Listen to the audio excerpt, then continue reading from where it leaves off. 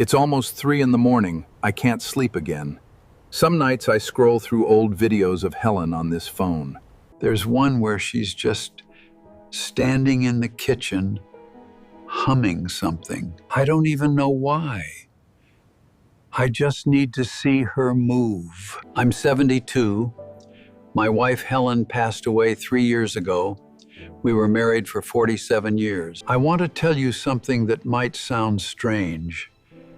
I loved her for 50 years, but I only understood love in the last 3, the 3 years after she was gone. When I was young, I fell in love the way most people do, with a version of her that I built inside my own head. The Helen who would always laugh at my jokes. The one who would never change. The one who would fill every empty room in my life just by walking into it. That woman never existed. The real Helen snored. She burned toast every Sunday morning and never once apologized for it.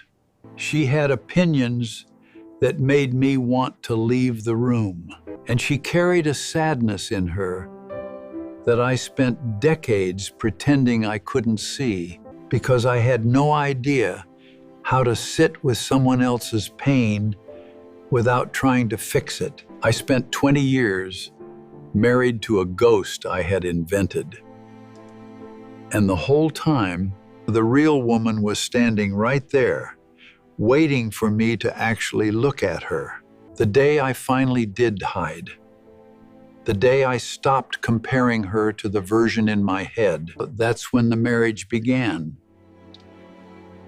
20 years late, if I could go back and tell my younger self one thing, it would be this. The person you're in love with at 2 in the morning, the one you can't stop replaying in your head, that person doesn't exist. They're a highlight reel. Your loneliness edited them together, and you will have to grieve that version before you can love anyone real, including yourself. After she died, people kept telling me, "You'll miss the big things, the holidays, the anniversaries." They were wrong. I miss the small things, the things I never even noticed when she was alive.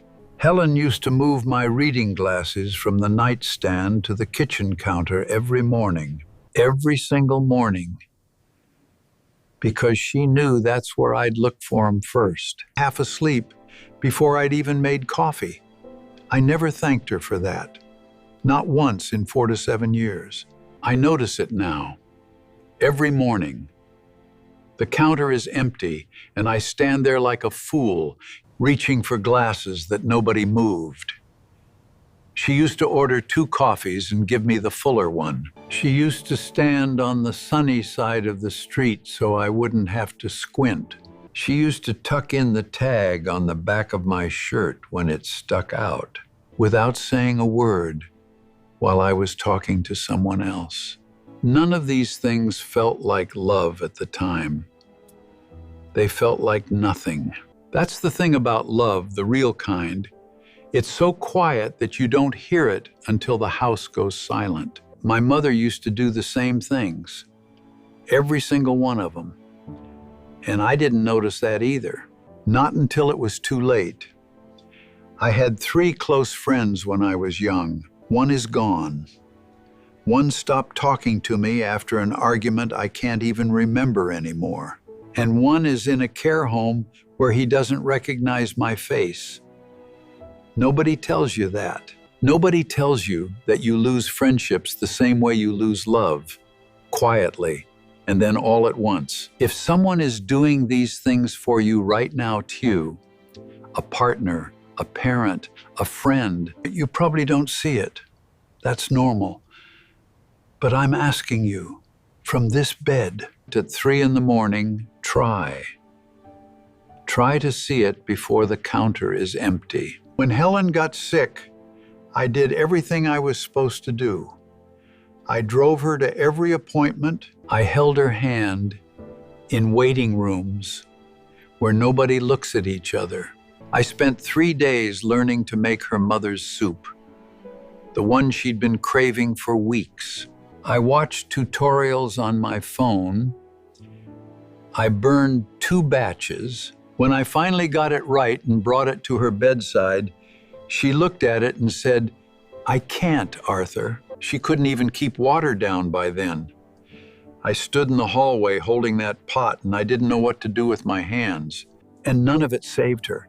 The cancer didn't care that I was a good husband. It didn't care that I showed up, that I tried, that I held on. People say, take care of yourself and good things will come. I used to believe that.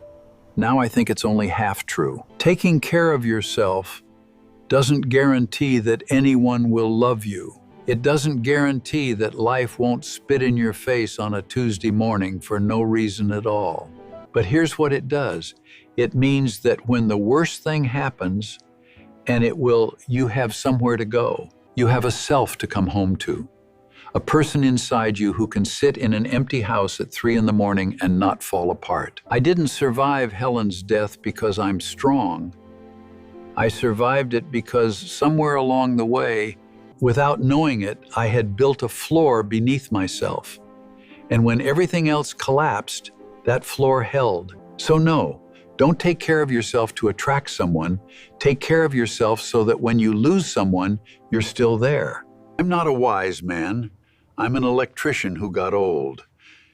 But if I learned one thing in 50 years, it's this. Love is not the butterflies.